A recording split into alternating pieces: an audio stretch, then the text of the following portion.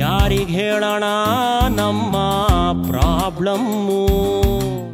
Life ಇಷ್ಟೇನೆ ಈ ವಾರ release ಆಗಿದೆ. ಪ್ರೇಕ್ಷಕರಿಂದ ಒಳ್ಳೆ ಒಂದು ರೆಸ್ಪಾನ್ಸ್ ಕೂಡ ಸಿಕ್ಕಿದೆ ಚಿತ್ರಕ್ಕೆ. ಸಿನಿಮಾದಲ್ಲಿ ಈಗಿನ ಯೂತ್ ಬಗ್ಗೆ, ಲವ್ ಸ್ಟೋರಿ ಬಗ್ಗೆ ಸಾಕಷ್ಟು ವಿಷಯ ತಿಳಿಸಿದ್ದಾರೆ. ಇವಾಗ ಚಿತ್ರತಂಡದ ಬಗ್ಗೆ ಮಾತಾಡ್ತೀವಿ, ಅವರಿಂದ ಅವ್ರ ಲವ್ ಬಗ್ಗೆ ತಿಳ್ಕೊಳ್ಳೋಣ. ಆ ವಿಷಯನ ನಮಗೆ ಡೀಟೇಲ್ಸ್ ಆಗಿ ತಿಳಿಸ್ಕೊಡೋದು ಇವತ್ತಿನ ವಿಷಯ. ಯಾರಿಗೆ ಹೇಳೋಣ ನಮ್ಮ ಪ್ರಾಬ್ಲಮ್ಮು. ಲೈಫು ಇಷ್ಟೇನೆ ಸಿನಿಮಾ ನೋಡಿ ಹೊರಗಡೆ ಬಂದಮೇಲಂತೂ ಯೂತ್ಗಳಂತೂ ಸಾಕಷ್ಟು ತಲೆ ಕೆಡಿಸ್ಕೊಂಡ್ಬಿಟ್ಟಿದ್ದಾರೆ. ನಮ್ಮ ಹಳೆ ಲವ್ ಸ್ಟೋರಿ, ಹಳೆ ಲವರ್ಸ್ನೆಲ್ಲ ನೆನ್ಪು ಮಾಡ್ಕೊಂಡು ಹಳೆ DVD ಹಾಕೊಂಡು ರಿವೈಂಡ್ ಮಾಡ್ಕೊಂಡು. ಸೊ ನೀವೇನ ಚಿತ್ರದ ಬಗ್ಗೆ ಸಾಕಷ್ಟು ತೋರಿಸ್ಬಿಟ್ರಿ, ಹೇಳ್ಬಿಟ್ರಿ ಕಥೆ ಮೂಲಕ. ಫಸ್ಟ್ ನಿಮ್ಮ ಲೈಫಲ್ಲಿ ಯಾವ DVD ಯೂಸ್ ಮಾಡ್ತಾ ಇದ್ದೀರಾ? ಸತೀಶ್ ಪರ್ಟಿಕ್ಯುಲರ್ ಆಗಿ ಲಾಸ್ಟ್ ಒಂದು ಡೈಲಾಗ್ ಬೇರೆ ಹೊಡಿತಾರೆ. ಹೌದು, ಅದು ಎಷ್ಟೊಂದು ನೋಡದೇ ಇರೋರಿಗೆ DVD ಅರ್ಥ ಗೊತ್ತಿರಲ್ಲ. ಕೊನೆ ಲೈನ್ ಒಂದ್ಸತಿ ಆಡಿಯನ್ಸ್ ಹೇಳ್ಬಿಡಿ. ಏನು? ಓಕೆ, ಹೇಳ್ತೀನಿ. ನಾನು ದಿಗಂತ್ ಹೇಳೋ ಮಾತು ಸಿನಿಮಾದಲ್ಲಿ ವಿಶಾಲ್ಗೆ, ವಿಶಾಲ ಬುಡ್ಡೆ ಇದ್ನೆ ನೋಡು, ನೀನು ಶೌಚಾಲಯ ಥರ ಆಗ್ಬೇಡ. ನಿನ್ನ ಲೈಫಲ್ಲಿ ರಾತ್ರಿ ಮಲಗಬೇಕಾದ್ರೆ ಒಳ್ಳೊಳ್ಳೆ DVD ಹಾಕೊಂಡು ಸೀಲಿಂಗ್ ಮೇಲೆ ಒಳ್ಳೊಳ್ಳೆ ಪಿಕ್ಚರ್ ಕಾಣಿಸ್ಬೇಕು, ಆ ಥರ ಬದುಕು. ಹುಷಾರು, ನೀಟಾಗಿರೋ ಶೌಚಾಲಯ ಹಂಗೆ ಉಳ್ಕೊಂಡ್ಬಿಡ್ತದೆ, ಹುಷಾರು. ಪಿಕ್ಚರ್ ಅಲ್ಲಿ DVD ಅನ್ನೋ ಪದಕ್ಕೆ ಅದರದ್ದೇ ಆದ ಒಂದು ಇಂಪಾರ್ಟೆನ್ಸ್ ಇದೆ.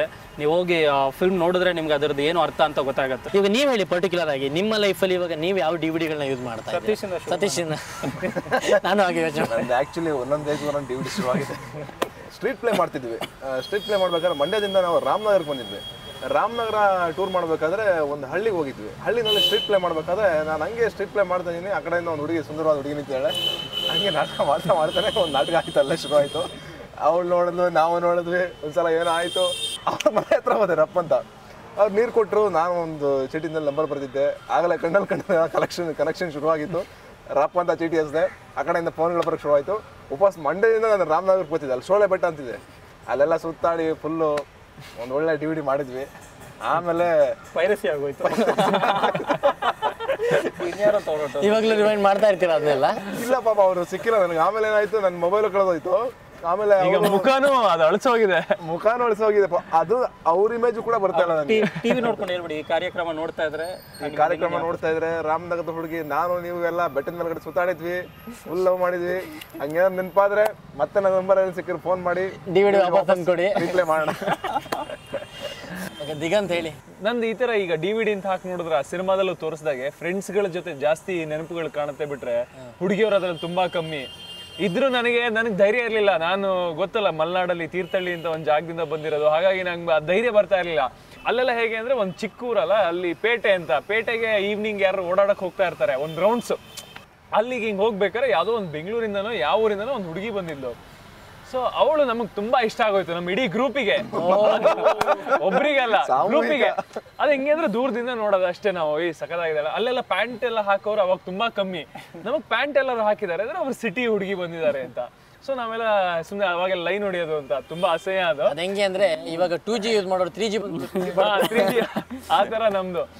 ಸೊ ನೋಡಿ ಹಿಂಗೆ ಸುಮ್ಮನೆ ಸ್ಮೈಲ್ ಎಲ್ಲ ಮಾಡ್ತಾ ಇದ್ವಿ. ನೆಕ್ಸ್ಟ್ ಡೇ ನೋಡಿದ್ರೆ, ಕಟ್ ಮಾಡಿದ್ರೆ, ಆ ಹುಡುಗಿ ನಮ್ಮ ಅಪ್ಪನ ಫ್ಯಾಮಿಲಿ ಫ್ರೆಂಡ್ ಅಂತೆ. ಸೊ ನಮ್ಮನೆಗೆ ಬಂದ್ಬಿಟ್ಟಿದ್ದಾರೆ. ಅಯ್ಯಮ್ಮ, ರೂಟ್ ಕ್ಲಿಯರ್ ಆಗೋಯ್ತಲ್ಲ, ಇನ್ನೂ ಹತ್ರ ಆಗೋಯ್ತು. ತುಂಬಾ ಕ್ಲೀನ್ ಆಗೋಯ್ತು. ನಾನು ಸೀದಾ ಅಂದ್ರೆ ನಾನು ಆದಷ್ಟು ಇಂಗ್ಲಿಷ್ ಮಾತಾಡಕ್ ಟ್ರೈ ಮಾಡ್ತಾ ಇದ್ದೆ. ಅವಾಗ ಇಂಗ್ಲಿಷ್ ಬರ್ತಾ ಇರ್ಲಿಲ್ಲ.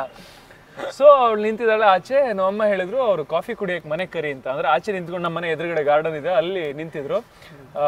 ಅಪ್ಪ ಅಮ್ಮ ಎಲ್ಲ ಒಳಗೆ ಮಾತಾಡ್ತಾ ಇದ್ರು. ಆ ಹುಡುಗಿ ಮಾತ್ರ ಆಚೆ ನಿಂತಿದ್ಲು. ನಾನು ಈಗ ಮಾತಾಡಿಸ್ಬೇಕಲ್ಲ, ಸ್ಟೈಲಾಗಿ ಹೀರೋ ತರ ಹೋದೆ. ಕಾಫಿ ಕುಡಿಯಕ್ ಬರ್ಬೇಕಂತೆ ಅಂದೆ. ನನ್ ಕಾಫಿ ಅಂತ ಬರ್ಲೇ ಇಲ್ಲ ವರ್ಡು. ಅವಳು ಅದೊಂದು ಕೇಳಿದ ತಕ್ಷಣ ಅವಳು ನನ್ನ ಮುಖ ನೋಡಿ ನಕ್ಕಿದಾಳೆ. ಆಮೇಲೆ ನಾನು ಒಂದ್ಸತಿನ ಅವಳು ಮಾತಾಡ್ಸಕ್ಕಾಗಿಲ್ಲ. ಆಮೇಲೆ ಅವಳು ಏನಾದ್ಲು ಅಂತ ನಾನು ನೋಡಕ್ ಹೋಗಿಲ್ಲ, ಯಾಕೆಂದ್ರೆ ಅಷ್ಟು ಮರ್ಯಾದೆ ಹೋಗ್ಬಿಡ್ತಲ್ಲ ಫಸ್ಟ್ ಇದ್ರಲ್ಲೇ. ಸೊ ಅವತ್ತಿಂದ ಸುಮ್ಮನೆ ಆಗ್ಬಿಟ್ಟೆ. ಇದು ಒಳ್ಳೆ ಕಾಮಿಡಿ. ಕಾಫಿ ಕುಡಿಯಕ್ ಬರ್ಬೇಕಂತೆ ಅಂದೆ, ಹಳ್ಳಿ ನನ್ ಮಗ ಅಂತ. ಸೊ ಆ ತರ ಇನ್ಸಿಡೆಂಟ್ ಆಗೋಯ್ತು ಅವತ್ತಿನ. ಇವಾಗ ಮೋಸ್ಟ್ಲಿ ದಿಗಂತ್ ಎಲ್ಲ ನೋಡಿದ್ರೆ ಮತ್ತೆ ಸಖತ್ ಬೇಜಾರ್ ಮಾಡ್ಕೊಂತಾರೆ. ಇವಾಗ ನೋಡ್ತಾ ಇದ್ರೆ ಆ ಹುಡುಗಿ, ಇವಾಗ ನೋಡ್ತಾ ಇದ್ರೆ ಅವಳ ಹೆಸರು ನೆನಪಿಲ್ಲ, ಅವಳ ಮುಖ ಇವಾಗ ಇಂಗ್ಲಿಷ್ ಎಲ್ಲ ಹೇಳ್ಬಿಡು. Wherever you are, wherever you are, if you know me, if you remember me, please come. Coffee. Love start ಆಗಿಂದ ಮುಂಚೆನೆ ಫೀಲ್ ಆಗಿರೋರು ಇದ್ದಾರೆ, ಬ್ರೇಕಪ್ ಆಗಿರೋ ತರ. ಸೊ ದಿಗಂತಿಗೆ ಆ ತರ ಯಾವ್ದಾರ ಆಗಿದ್ಯಾ? ಫೇಲೋರ್ ಆಗಿ ದಿಗಂತ್ ಕೂಡ ನಂದು ಮುಂಚೆಯಿಂದನೂ ಒಂಥರ ಚಂಚಲ ಸ್ವಭಾವ, ಒಂದ್ ಕಡೆ ನಿಲ್ಲಲ್ಲ. ಸೊ ಒಂದಿಂದ ಇನ್ನೊಂದ್ ಕಡೆ ಶಿಫ್ಟ್ ಆಗ್ತಾ ಇರ್ಬೇಕು. ಸೊ ಆ ಥರ ಕಾಲೇಜಿಗೆ ಬಂದಾಗ, ಬೆಂಗಳೂರಿಗೆ ಬಂದಾಗ ಟೀನಾ ಅಂತ ಒಬ್ಳು ನೇಪಾಳಿ ಗರ್ಲ್ ಫ್ರೆಂಡ್ ಇದ್ಲು, ಇಂಡಿಯನ್ನೂ ಅಲ್ಲ, ನೇಪಾಳದಿಂದ. ಸೊ ಅವ್ರದ್ದು ನಂದು ಒಂದು 2 ತಿಂಗಳು ಅವಾಗ ಏನು ಗೊತ್ತಿರಲಿಲ್ಲ ಏನು ಗರ್ಲ್ ಫ್ರೆಂಡ್ ಅಂದರೆ ಏನೋ ಕೂಲ್ ಅಂತ, ಯಾರೋ ಒಬ್ರು ಹುಡುಗಿ ಜೊತೆ ಮಾತಾಡೋದು ಅಂದರೆ ಅವಳು ನನ್ನ ಗರ್ಲ್ ಫ್ರೆಂಡ್ ಅಂತ. ಸೊ ಆ ಥರ ಒಂದು ಗರ್ಲ್ ಫ್ರೆಂಡ್ ಇದ್ದು ನನಗೆ. 1-2 ತಿಂಗಳಾಯಿತು. ಆಮೇಲೆ ಅವಳು ನೇಪಾಲ್ಗೆ ಹೋದ್ಲು, ನಾನು ತೀರ್ಥಹಳ್ಳಿಗೆ ಬಂದೆ. ಅಷ್ಟೇ, ಅಲ್ಲಿಗೆ ಬ್ರೇಕಪ್. ನಾವು ಕೇರ್ ಮಾಡಿಲ್ಲ ಮಾತಾಡೋಕ್ಕೆ, ಅವಳು ನನಗೇನು ಫೋನ್ ಮಾಡಿಲ್ಲ. ಸೊ ಈ ಥರದ್ದೆಲ್ಲ 1-2-3 DVD ಇದೆ ನನ್ನ ಹತ್ರ. ಸೊ ಎನಿ ಟ್ರೂ ಲವ್ ಇವಾಗಲೂ ಸಾಕಷ್ಟು ಮನಸ್ಸಿಗೆ ಕಾಡುವಂಥದ್ದು? ಟ್ರೂ ಲವ್ ಅಂದರೆ ನನಗೆ ನಿಜ ಇದುವರೆಗೂ ಆಗಿಲ್ಲ ಅನ್ಸುತ್ತೆ. ಇದು ಬೇಕು. ಈ ಪ್ರೋಗ್ರಾಮ್ ಬ್ಯಾಕ್ಗ್ರೌಂಡ್ ಮ್ಯೂಸಿಕ್ ಬರ್ತದೆ DVD-ಗೆ. ಡೈರೆಕ್ಟ್ರಿಗೆ ಆ ಥರ ಆಗಿರೋದು ಏನಾದ್ರು ಗೊತ್ತಿದ್ರೆ ನನಗೆ ಗೊತ್ತಿಲ್ಲ. ಅವ್ರ ಪ್ರಕಾರ ಅದು ಮೋಸ್ಟ್ಲಿ ಈಗ ಅವ್ರದ್ದು ಸ್ಟೋರಿ ಕೇಳೋಣ. ಅವಾಗೆಲ್ಲ ನಿದ್ದೆಗೆಟ್ಕೊಂಡು ಈವ್ನಿಂಗ್ ಮಾರ್ನಿಂಗ್ ಲವ್ ಮಾಡಿ ನಿಜ ತಾನೆ. ಹೇಳಿ, ನಿಮ್ಮ DVD-ಗಳ ಬಗ್ಗೆ ಹೇಳ್ಬೇಕು ಇವಾಗ. ನಮ್ದು DVD ಎಲ್ಲ ತುಂಬಾ ಇತ್ತು. ಅದು ಪ್ರಮಾಣ ಮಾಡ್ಬಿಡಿ ಫಸ್ಟ್, ಸತ್ಯವನ್ನ ಹೇಳುತ್ತೇನೆ, ಸತ್ಯವನ್ನ ಬೇರೆ ಅದೆಲ್ಲ ಸುಟ್ಟಾಕಿರ್ತಾರೆ. ನಾನು ನಿಂತಿದ್ದವನೆಲ್ಲ ಬಾವಿಗೆ ಹಾಕ್ಬಿಡ್ಲು DVD-ನ. ಅದಕ್ಕೆ ಆದರೂ ಹಂಗೆ ನಾವು ಒಂದು ಕಲ್ಲಿ ಡಬಲ್ ಕಾಪಿ ಮಾಡಿ ಇಟ್ಟಿದ್ವಿ. ನನಗೆ ಅದು ಡೌಟ್ ಇತ್ತು ಆ್ಯಕ್ಚುಲಿ. ಇನ್ನೊಂದು ಕಾಪಿ ಇದೆ ನಂದು. ಇವ್ರದ್ದು ಸ್ಟಾರ್ಟಿಂಗ್ ಎಲ್ಲ ಎಲ್ರದ್ದು ಏನಷ್ಟು ಮಜಾ ಇರಲ್ಲ. ನಾನು ತುಂಬಾ ಇವ್ರ ಮಿಸ್ಸಸ್ ಸೌಮ್ಯನ ನೋಡ್ತಾ ಇರ್ತಾರೆ, ಅವ್ರಿಗೆ ಹೇಳ್ತೀನಿ ದಯವಿಟ್ಟು ಆ DVD-ನೂ ಸುಟ್ಟಾಕಿ, ಇಲ್ಲ ಅಂದ್ರೆ ಪವನ್ ನಡೆಯೋದು ಕಷ್ಟ ಆಗುತ್ತೆ. DVD ಎಲ್ಲೇ ಸುಟ್ಟಾಕಿದ್ರು ಇಲ್ಲಿಂದ ಸುಟ್ಟಾಕಕ್ಕಾಗಲ್ಲ. ತುಂಬಾ ಬೇರೆ ಸಕ್ಸಸ್ ಆಗಿದೆ, ನೀವು ಹುಷಾರಾಗಿರಿ. ನಮ್ದು ನನಗಾಗ 19 ವರ್ಷ. ಆಗ ಒಂದು ಫುಲ್ ಸೀರಿಯಸ್ ಆಗಿ ಒಂದು ಗರ್ಲ್ ಫ್ರೆಂಡ್ ಅಂತ ಇದ್ಲು. ಆಗೆಲ್ಲ ಆ ಏಜಲ್ಲಿ ಮದುವೆ ಆದರೆ ನಾವು ಇವ್ರ ಜೊತೆನೆ ಅಂತ ಎಲ್ಲ ಮೈಂಡಲ್ಲಿ ರೆಡಿ ಆಗಿಬಿಟ್ಟಿರುತ್ತೆ. ಇವ್ರ ಜೊತೆನೆ ಮಕ್ಕಳಾಗೋದು ಎಲ್ಲನೂ ಹಿಂಗೆ ಅಂತ ಸೆಟ್ ಆಗೋದು. 19 ಇಯರ್ಸ್ ಫಸ್ಟ್ ಗರ್ಲ್ ಫ್ರೆಂಡ್ ಇದು ಫೈನಲ್ ಮಕ್ಕಳು ಅವ್ರ ಹೆಸರು ಎಲ್ಲ ಎಲ್ಲಾನು ಮಾತಾಡ್ಕೊಂಡಿರ್ತೀವಿ. ಕೊನೆಗೆ ಅದು ಒಂದು ಟ್ರಾಜಿಡಿ ಏನು ಅಂದ್ರೆ 9 ತಿಂಗಳಿಗೆ ಬ್ರೇಕಪ್ ನಮ್ದು. ಬ್ರೇಕಪ್ ಆಗಿದ್ದು ಹೋಟೆಲ್ ಅಶೋಕ್, ಅದು ಪಾರ್ಕಿಂಗ್ ಲಾಟಲ್ಲಿ. ಅಲ್ಲಿ ಪಾರ್ಕಿಂಗ್ ಲಾಟಲ್ಲಿ ಸರಿ ಬಾಯ್ ಅಂದ್ಬಿಟ್ಟು ಅಶೋಕದಿಂದ JP ನಗರ್ವರೆಗೂ ರಾತ್ರಿ 9 ಗಂಟೆಗೆ ನಡ್ಕೊಂಡು ಹೋದೆ. ಅದು ಎಷ್ಟೊಂದು 12-13 ಕಿಲೋಮೀಟರ್ ಇರ್ಬೇಕು ಅಲ್ಲಿಂದ ನಮ್ಮ ಮನೆಗೆ. ಸೊ ಅದು ಒಂದು ಲೆದರ್ ಶೂ ಹಾಕ್ಕೊಂಡಿದ್ದೆ. ಸೊ ಹಾಗಾಗಿ ನೆಕ್ಸ್ಟ್ ಡೇ 2 ದಿನ ಫುಲ್ ಕಾಲು ನೋವು ಅಷ್ಟು ಲೆದರ್ ಶೂ ನಡೆದಿದ್ದಕ್ಕೆ. ಈಗ ಅದನ್ನ ನೆನೆಸ್ಕೊಂಡ್ರೆ ಅವಾಗ ಫುಲ್ ಸೀರಿಯಸ್ಸು.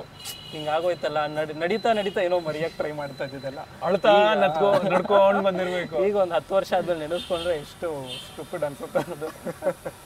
ಓಕೆ, ಮತ್ತೆ ಈ ಸಿನಿಮಾದಲ್ಲಿ ಇನ್ನೊಂದು, ಈ ಲಾಸ್ಟಲ್ಲಿ ಇವರು ಮತ್ತೆ ಸಂಯುಕ್ತ ಇಬ್ಬರು ಕುತ್ಕೊಂಡು ಮಾತಾಡ್ತಾ ಇರ್ಬೇಕಾದ್ರೆ ದಿಗಂತ್ ಒಂದು ಇಮ್ಯಾಜಿನೇಷನ್ಗೆ ಹೋಗ್ತಾರೆ. ಅವ್ರ ಫ್ರೆಂಡ್ ಒಬ್ರು ಬಂದು ಇಂಟ್ರೊಡ್ಯೂಸ್ ಮಾಡಿಕೊಟ್ಟು, ಅವಾಗ ನನ್ನ ಸಿಚುವೇಶನ್ ನಾನು ಅಲ್ಲಿದ್ರೆ ಹೆಂಗಿರುತ್ತೆ. ತುಂಬ ಚೆನ್ನಾಗಿ. ಆ ಥರದ್ದು ಏನೋ ನಡೆದಿದೆಯಾ ನಿಮ್ಮ ಲೈಫಲ್ಲಿ ಸಿಚುವೇಶನ್? ನನಗೆ ಈ ಸಿನಿಮಾದಲ್ಲಿ ಆ ಬೆಸ್ಟ್ ಡೈಲಾಗ್ ಅನ್ಸಿದ್ದು, ನಾನು ನಂದಿನಿನ ಅಷ್ಟು ಇಷ್ಟಪಡ್ತಿದ್ನ, ಅದಕ್ಕೆ ನನಗೆ ಈಗ ಬೇಜಾರಾಗ್ತಾ ಇದೆಯೋ ಗೊತ್ತಿಲ್ಲ.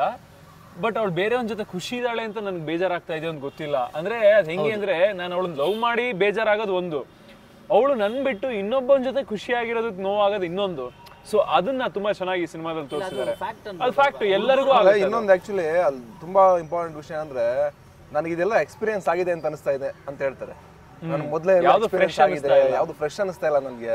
ಇದನ್ನೆಲ್ಲ ಹೇಳಿದ್ದೀನಿ ನಾನು ಆಲ್ರೆಡಿ, ಇದನ್ನೆಲ್ಲ ಮಾಡಿದ್ದೀನಿ ಅಂತ ನಾವು ವಿಷಯಗಳೆಲ್ಲ ಇದೆಯಲ್ಲ, ಅದು ನಿಜವಾಗ್ಲೂ ಸತ್ಯ. ಅದು ಇದು ಇದೆ ಹೇಳಿ, ಹುಡುಗರು ಹಾಸ್ಟೆಲ್ಗೆ ಬಂದಿದ್ದೀವಿ, ಇಲ್ಲಿ ಜಾಸ್ತಿ ಜನ ಸಿಗ್ತಾರೆ ಅಂತ. ಸಿನಿಮಾದಲ್ಲಿ ಟೀಮ್ ಅವ್ರದ್ದು ಮಾತಾಡಾಯ್ತು, ಕತೆ ಬರ್ದವ್ರದ್ದಾಯ್ತು, ಆ್ಯಕ್ಟ್ ಮಾಡಿದವ್ರದ್ದಾಯ್ತು, ಹೀರೋದಾಯ್ತು, ಲೈಫ್ ಸ್ಟೈಲು, ಲವ್ ಸ್ಟೋರಿ ಎಲ್ಲ. ಇವಾಗ ಸಿನಿಮಾ ನೋಡಿರೋ ಏನು ಹೇಳ್ತಾರೆ, ಅದು ಒಂದು ಬಾಯ್ಸ್ ಹಾಸ್ಟೆಲಿಗೆ ಬಂದಿದ್ದೀವಿ. ಇವಾಗ ಬಾಯ್ಸ್ ಹಾಸ್ಟೆಲ್ ಅಂತ ಕೇಳಬೇಕಾ? ಬಾಯ್ಸಿಗೆ ಬೇಕಾದಷ್ಟು DVD-ಗಳು ಇರ್ತವೆ. ಅದು ಕಾಲೇಜ್ ನಮ್ಮ ಕ್ಯಾಟಗರಿ ಹಾಸ್ಪಿಟಲ್ ಇದ್ದಂಗೆ. ಅದು ಕಾಲೇಜ್ ಟೈಮಲ್ಲಿ ಬೇಕಾದಷ್ಟು DVD. ಹಾಸ್ಟೆಲ್ ಅಂದ್ರೆ ಅದು ಹಾಸ್ಪಿಟಲ್ ತರ, ಲವ್ ಹಾಸ್ಪಿಟಲ್ ಅಂತ ಅವ್ರು ಏನು ಹೇಳ್ತಾರೆ ಇದ್ರ ಬಗ್ಗೆ ಅವ್ರನ್ನ ಮಾತಾಡೋಣ. ಸೊ ಅವ್ರ ಹತ್ರ ಮಾತಾಡಿ ಅವ್ರ ಲವ್ ಸ್ಟೋರಿನ, ಬೆಸ್ಟ್ ಲವ್ ಸ್ಟೋರಿ ತಿಳ್ಕೊಳ್ಳೋಕ್ಕಿಂತ ಮುಂಚೆ ಒಂದು ಸ್ಮಾಲ್ ಬ್ರೇಕ್. ಯಾರಿಗೆ ಹೇಳೋಣ ನಮ್ಮ